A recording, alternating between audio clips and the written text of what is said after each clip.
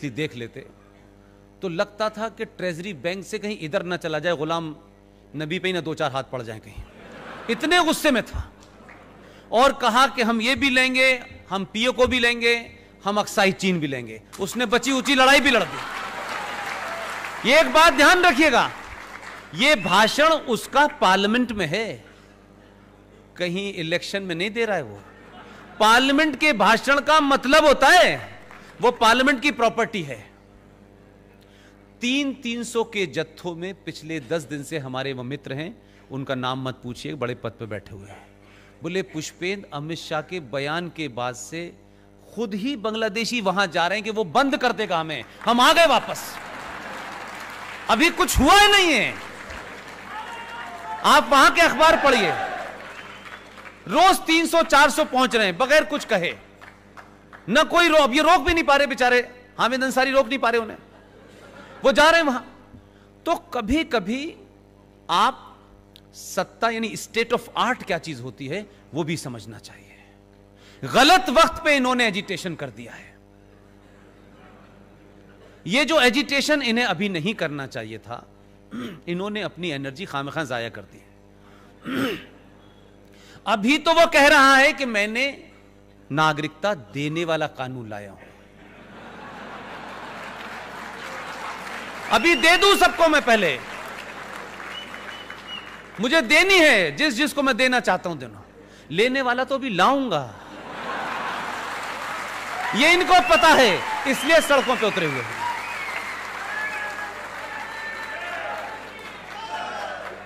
इसलिए यहां से लेकर के मुंबई तक कोई फैज अहमद फैज का गाना गा रहा है, कोई भजन कीर्तन कर रहा है, कोई कह रहा है हमें भारत के संविधान पे बड़ा यकीन है, आवाज ही नहीं निकल रही। वो कह रहा है जो संविधान में लिखा है वो करूंगा मैं। अभी उसी में लिखा है यूनिफॉर्म सिविल कोड, यह संविधान में लिखा है। इसलिए इस देश की पार्लियामेंट में बहुत सारे काम हुए, लेकिन पूरी दुनिया में रिएक्शन इसलिए नहीं आया कि पूरी दुनिया को लगता था, पड़ोसी मुल्कों को लगता था कि ये हमारे यहां बहुत सारे संशोधन आएंगे, कुछ बिल आएंगे, पास हो जाएंगे, लेकिन इस पे कभी एक्शन नहीं होगा। इसलिए एक और आपको महत्वपूर्ण बात बता रहा हूं मैं, घबराहट पड़ोस में इसलिए नहीं है कि 370 हट गया है, घबराहट इसलिए है कि 24 फरवरी 1994 को भारत के प्रधानमंत्री पीवी नरसिम्हा राव, जानते हैं आप उन्हें? आधुनिक भारत का चाणक्य था। मैं अपनी बात किसी के लाइकिंग डिसलाइकिंग पे नहीं करता। उनके पर्सनल सेक्रेटरी 30 साल से साई की तरह उनके साथ हैं, वो जीवित हैं। एक घटना में मैंने ऐसे ही पब्लिकली कोई बात कह दी, मैं कोई 20 साल से उनसे मिला नहीं। उनका फोन मेरे एक मित्र के पास आया और उन्होंने कहा कि पुष्पेंद्र से मुझे बात करनी है। वो एक ही बात पूछ रहे थे कि ये तो सिर्फ उन्हें पता थी और मुझे पता थी, तुम्हें कैसे पता है ये बात? मैंने कहा ये मैं क्यों बताऊं, मुझे कैसे पता थी जब आप नहीं बता रहे तो।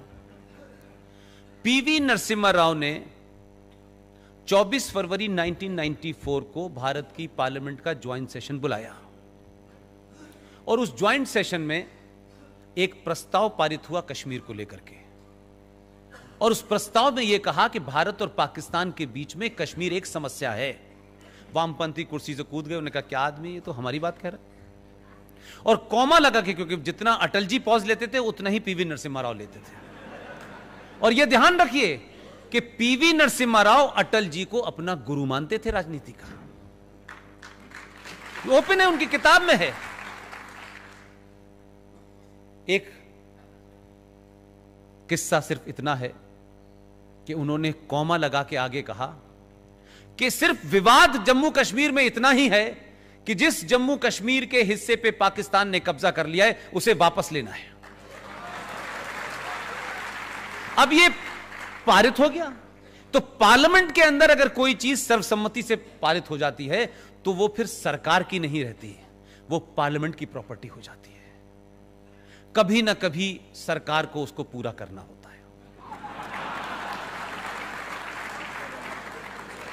आपने ध्यान नहीं दिया। लोकसभा में जब यह डिबेट चल रही थी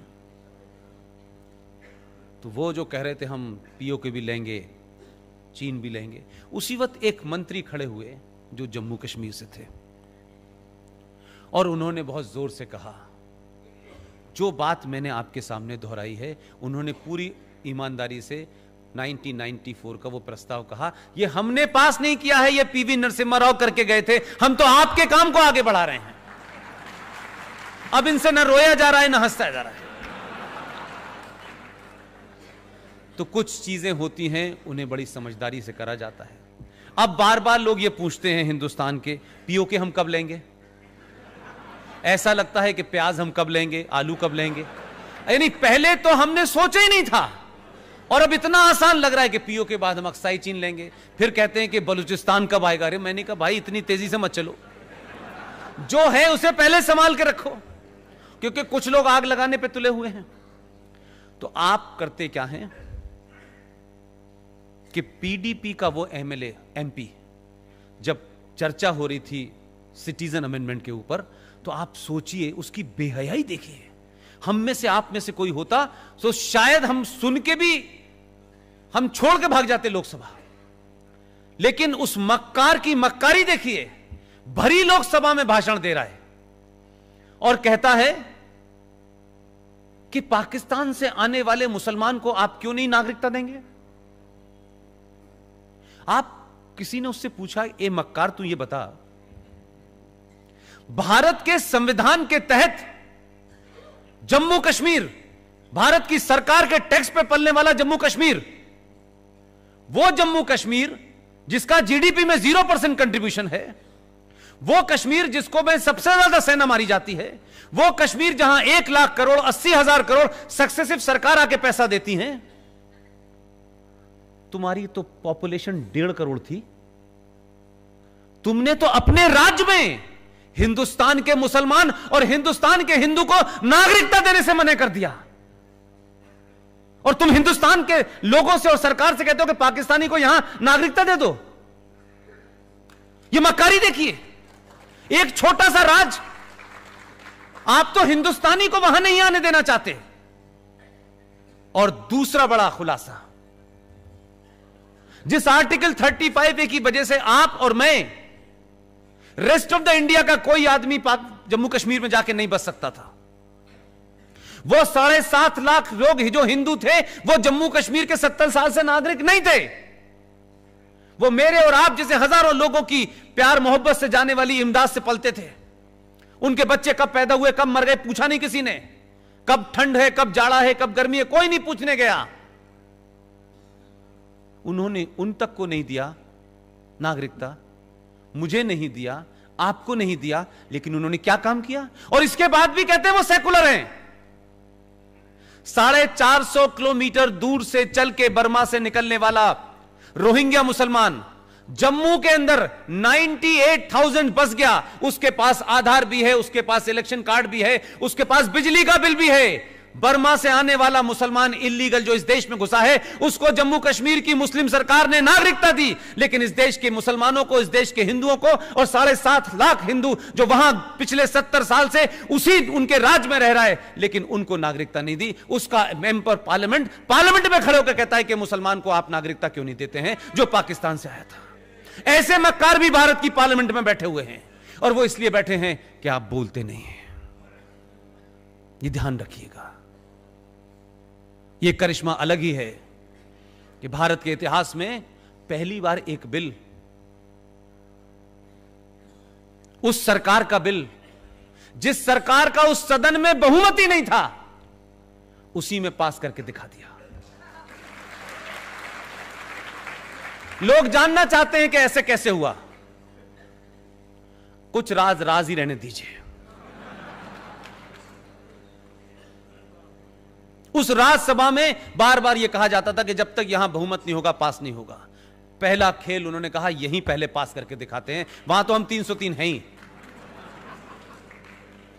मैं बार बार एक तरफ इशारा करना चाहता हूं, सरकारें आएंगी जाएंगी काम करेंगी, लेकिन इस सरकार को एक चीज का बड़ा अंदाजा है, क्योंकि यह सरकार एक ऐसे दौर में आई है जब कम्युनिकेशन में आप क्या कहते हैं, मैं क्या कहता हूं, मीना जी क्या कहते हैं, किरण जी क्या, सबका डाटा